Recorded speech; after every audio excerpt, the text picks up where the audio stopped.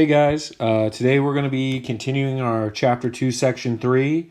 We're going to be looking at how we derive some other trig functions. Okay, so as you can see, we have a couple listed at the top for the derivative of tangent, secant, cotangent, cosecant.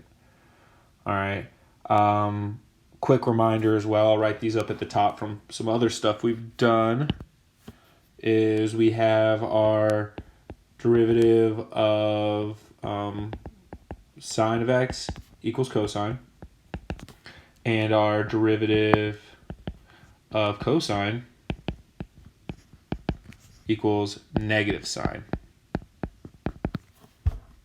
Okay, those are two other ones to remember. So as you see, we got the derivative of tangent is equal to secant squared, cotangent is negative cosecant squared, secant is secant times tangent, and cosecant is negative cosecant times cotangent. Okay, and we're going to do some proofs for a couple of these. So first, let's look at the proof for the function of tangent. Tan of x. Okay, we know it's equal to sine of x over cosine of x, right? So as we go and we put this into our quotient rule, right? So when we take the derivative, plug it into our quotient formula, which is cosine of x, it's in parentheses, minus sine of x times negative sine of x. All right, all over cosine squared of x. Okay, continue to simplify. We're going to have cosine squared x plus sine squared of x all over cosine squared of x. And then you end up getting 1 over cosine squared of x, which equals secant squared.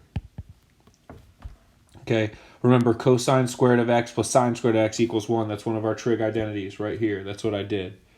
Okay? Now, let's look at another proof. Let's look at the one for cosecant.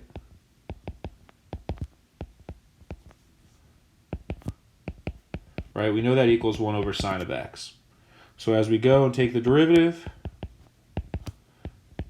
it's sine of x times 0 minus 1 cosine of x all over sine squared of x. All right, we continue to simplify. We're going to have cosine of x over sine squared of x, which is going to simplify to cosine of x over sine of x times 1 over sine of x, which equals negative cotangent times cosecant. Oops.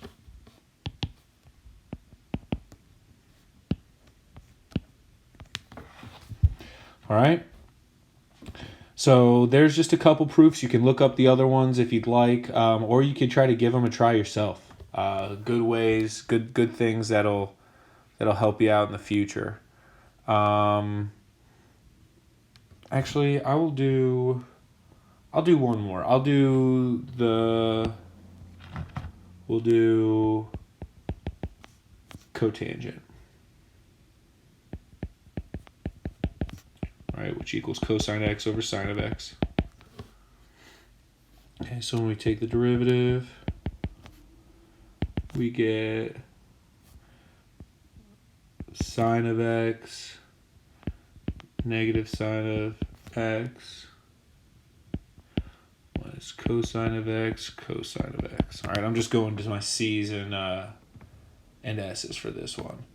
All right, for cosine and sine. And then we're going to go negative s squared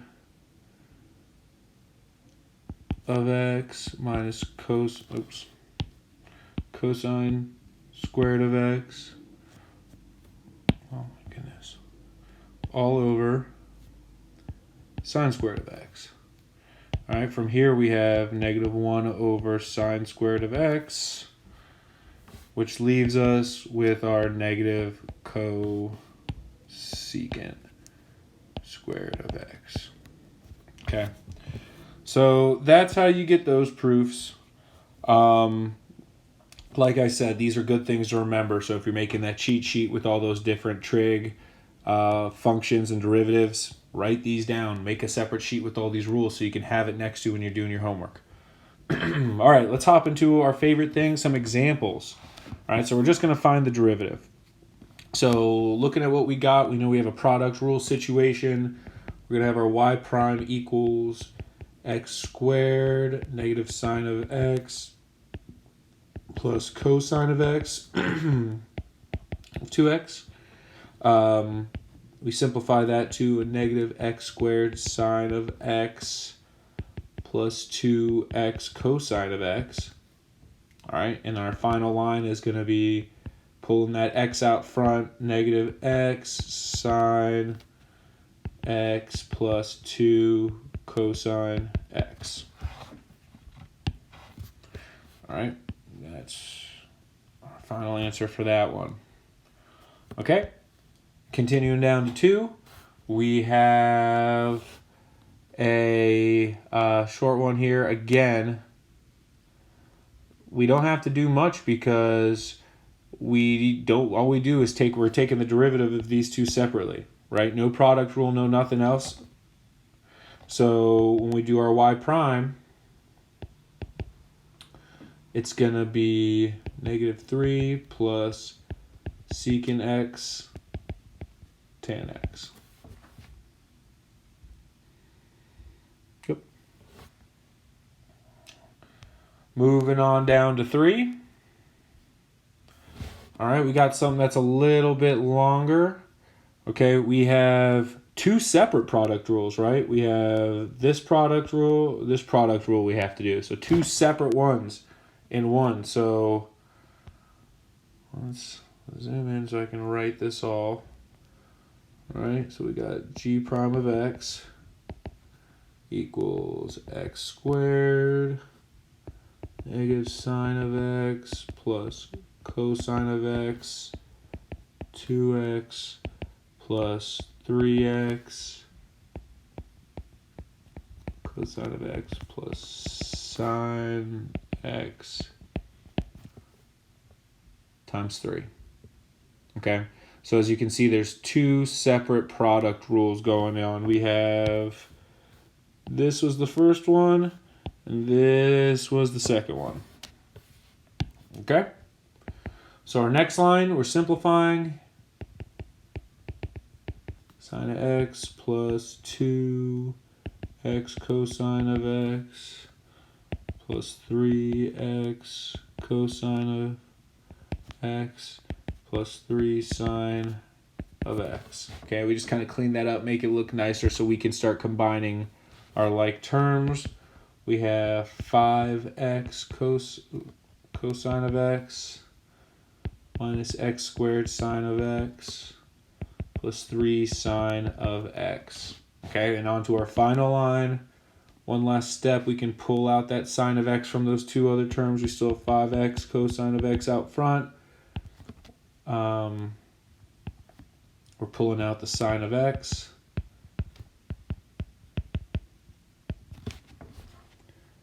And that is what we are left with.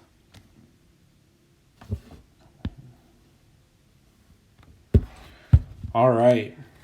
So let's take this another step further. Right now we have a cosine and a sine. Again, we're just doing product rule. Okay, so if we're doing the product rule, we got our f prime of x. We got cosine of x times cosine of x plus sine of x times negative sine of x. Okay, next line leaves us with a cosine squared of x minus sine squared of x, which equals a cosine 2x. Okay, the way we got that last one is remember that's equal, that sine squared is equal to 2 cosine squared x minus 1 and 1, 2 sine squared of x. Okay, so that's how I got that plug in. All right, moving on to 5. All right, big thing to remember is we have 3 different functions here. All right, that are all multiplied together. We have, instead of an a and a b, we have an a, b, and c.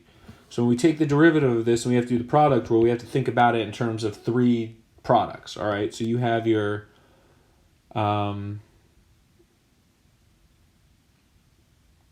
so you have it like this in this format. You're going to have a times b times c prime plus a times b prime times c plus a prime times b times c.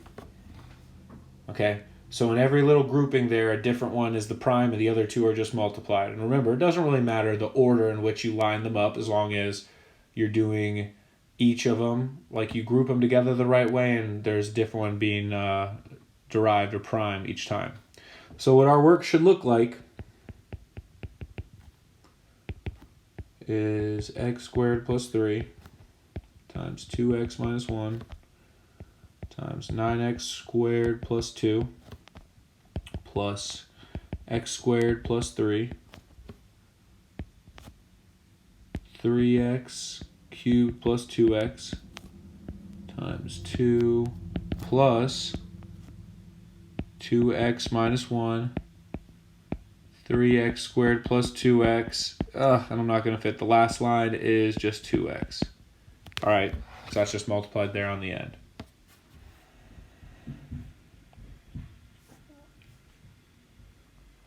All right, and from there, we just left that like that. Instead of making you guys, having you multiply all that out, being able to set that up is good enough. So that's what we're looking for. All right. So now we're moving on to 6. It wants us to evaluate the derivative of a function at a given point. Okay, so we got some of these trig values here again. So first, let's take this function. Let's find the derivative of it first. We got to find the derivative. So we have our g prime of x, and we got to do our quotient rule. So it's going to equal an x out front minus cosecant of x times cotangent x minus cosecant x all over x squared. Okay, we start simplifying. We get an x cosecant x cotangent x minus cosecant x all over x squared. Okay, now we can cancel, or we can pull out a negative cosecant squared, so we have negative cosecant x, x cotangent x minus 1 all over x squared. All right, and that's what we're going to use. Okay, so from here now, we got to use our x point, okay? So we got to plug this point in for our x and see what we get.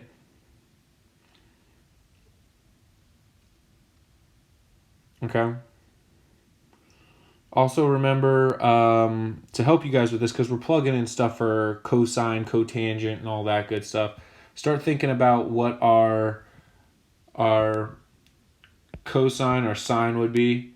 Right, for pi over 6, it's going to be 3 over 2 and 1/2. All right, which means our tangent is going to be square root of 3 over 3.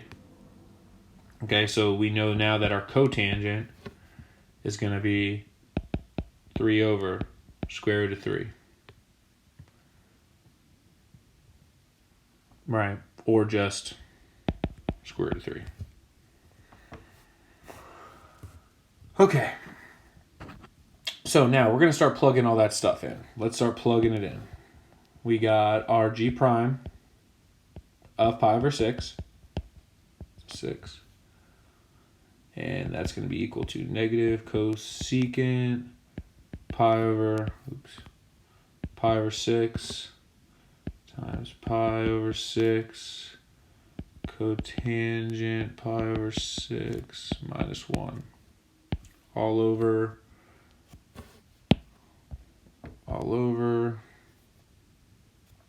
pi over 6 squared. Okay, so our next line, doing a little bit of simplifying, we should have negative 2 pi over 6 times our 3 over square root of 3 minus run, right, our cotangent, all over pi over 6 squared. And then our final line should be negative 2 pi over 6 square root of 3 minus 1, right, because we just simplified that. Right, that just became that. All over pi over 6 squared. Okay, and that's going to be your answer. All right, last example of the day. We got number 7. Okay, a little bit longer one. We got to do our quotient rule again. We got some bigger stuff, and we're using secants. Okay, just like I did before, I'm going to draw this over here where we have our cosine and sine, right? And then our tangent is going to equal square root of 3. Okay, just to help us when we start plugging stuff in. So let's start off by finding our derivative of the function. So we got f prime of x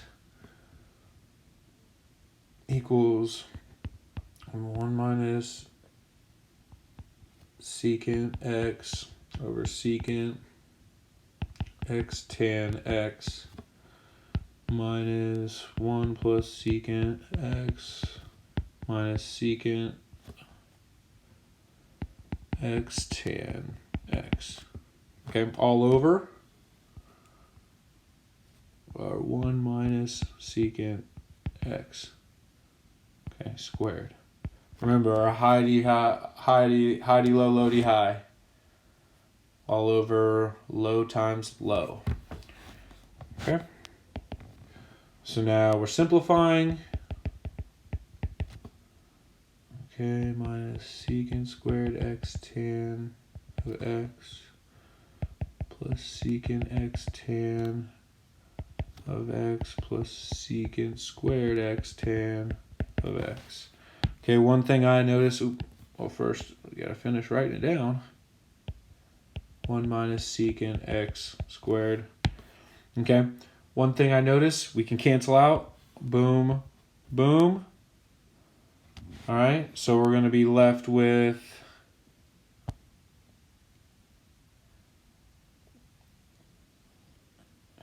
we're going to be left with